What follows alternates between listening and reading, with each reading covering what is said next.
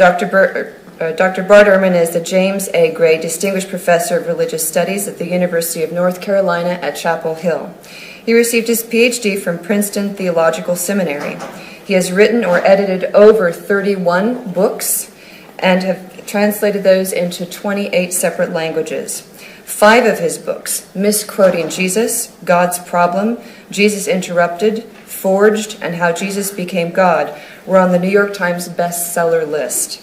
His work has been featured in Time, Newsweek, The New Yorker, Washington Post, and he has appeared on NBC's Dateline, CNN, the History Channel, National Geographic, the Discovery Channel, BBC, NPR, The Daily Show, and The Colbert Report. So if you haven't guessed by now, he is one of the world's leading scholars on New Testament scholarship and the history of early Christianity. We have an honest-to-goodness celebrity here with us at YSU today. Please join me in welcoming our renowned speaker, Dr. Bart Ehrman. Did Jesus' earliest followers consider him to be God? Well, what I argue in the book is that during his lifetime, Jesus himself didn't call himself God and didn't consider himself God, and that none of his disciples had any inkling at all that he was God. The way it works is that you do find Jesus calling himself God in the Gospel of John, our last Gospel. Jesus says things like, before Abraham was, I am, and I and the Father are one, and if you've seen me, you've seen the Father. These are all statements that you find only in the Gospel of John. And that's striking because we have earlier Gospels and we have the writings of Paul, and in none of them is there any indication that Jesus said such things about him. I think it's completely implausible that Matthew, Mark, and Luke would not mention that Jesus called himself God if that's what he was declaring about himself. That would be a rather important point to make. So this is not an unusual view among scholars. It's simply the view that the Gospel of John is providing a theological understanding of Jesus that is not what was historically accurate. So Jesus saw himself as the Messiah. What else did that mean in its time? Well, a lot of Christians today have a wrong idea about what the Messiah was supposed to be. The word Messiah is a Hebrew word that literally means the anointed one. This was used in reference to the kings of Israel. The ancient kings of Israel, when they became king during the coronation ceremony, would have oil poured on their head as a sign of divine favor. And so the king of Israel was called God's anointed one, the Messiah. There came a point at which there was no longer a king ruling Israel, and some Jewish thinkers began to maintain that there would be a future king of Israel, a future anointed one, and they called that one the Messiah. And so the Messiah for most Jews simply referred to the future king of Israel. And so when Jesus told his disciples that he himself was the Messiah, he was saying that in the future, when God establishes the kingdom once more, I myself will be the king of that kingdom. And so it's not that the Messiah was supposed to be God.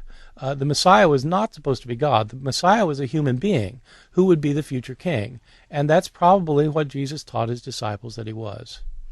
I was struck in doing my research by the fact that the New Testament never indicates that people came to believe in the resurrection because of the empty tomb.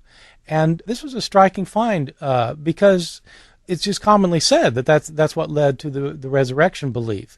But if you think about it for a second, it makes sense that the empty tomb wouldn't make anybody believe. If you put somebody in a tomb and 3 days later you go back and the body's not in the tomb, your first thought is not, oh, he's been exalted to heaven and made the Son of God. Your first thought is, somebody stole the body, or somebody moved the body, or hey, I'm at the wrong tomb. You don't think he's been exalted to heaven. And in the New Testament, it's striking that in the Gospels, the empty tomb leads to confusion, but it doesn't lead to belief. What leads to belief is that some of the followers of Jesus have visions of him afterwards. You write that the first 20 years after the death of Jesus is particularly significant in perceiving Christ as God. What happens during those first 20 years after his death? Those 20 years are really both really important and really mysterious because we don't have any Christian writings from the period. The earliest Christian author we have is the Apostle Paul, whose letters were written mainly in the 50s of the Common Era. So if Jesus died around the year 30, And Paul's first letter is around 50, and that's our earliest writing. That means that we have a 20-year gap where we have no writings at all by any Christian. And so it's a complicated period to study. What I argue in my book is that in the New Testament, including in the letters of Paul and in the book of Acts, for example, there are occasional passages that scholars have identified as what they call pre-literary traditions. What that means is that the authors are quoting materials that had been in circulation prior to the time of their writing, and so they're pre-literary in their traditions because they've been floating around for a while. What's interesting is when you isolate the pre-literary traditions in Paul, in the book of Acts, that refer to Jesus and his status as the Son of God, what these consistently point to is that Jesus became the Son of God when God raised him from the dead.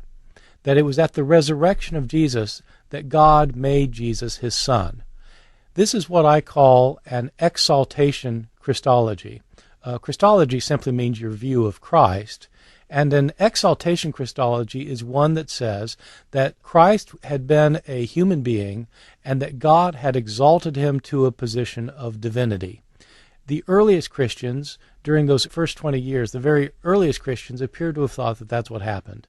So what were some of the beliefs in ancient times, in the times of Christ, about divine beings and earthly people, and whether they had any interaction at all, and whether there were divine beings on earth? Many of us think of Jesus as the only miracle-working Son of God of the ancient world. As it turns out, he wasn't the only one. There were a lot of individuals in antiquity, in Greek, Roman, and Jewish circles, who were thought to be both human and divine. There were basically three ways that this could happen. Sometimes you have a human being who is a superior human being, either unbelievably powerful or beautiful or wise, and because of this person's superiority, a god or the gods or the God of Israel exalts the person to heaven and makes that person a divine being. So the person starts out as a human and becomes divine. That's one way that a human can be divine. A second way is that sometimes in legend and mythology, a divine being will have sex with a mortal, and the offspring will be a divine human. So that, for example, that's how Hercules is born. Hercules' mother is a mortal, but his father is Jupiter, the king of the gods. So that's a second way, someone born to the union of a divine being and a mortal being. The third way is that sometimes divine beings can take on human shape. And so when Jupiter comes down to get Hercules' mother pregnant, he comes down in the form of a human. And so gods can temporarily become human. Now, these ways of looking at it are found in Greek and Roman mythology, but they're also found in Jewish texts. The Christians took up all three ways and applied them to Jesus. The earliest Christians maintained that Jesus was a human being who was made God, a divine being. Later they ended up saying that Jesus was born to the union of God and a mortal because the Holy Spirit came upon Mary, and that's how she conceived Jesus. So Jesus literally had God as his father. And then later Christians started to say that in fact Jesus was a divine being who temporarily became a human being. So these three ways of understanding divine humans in the ancient world are picked up by Christians who developed their Christologies accordingly.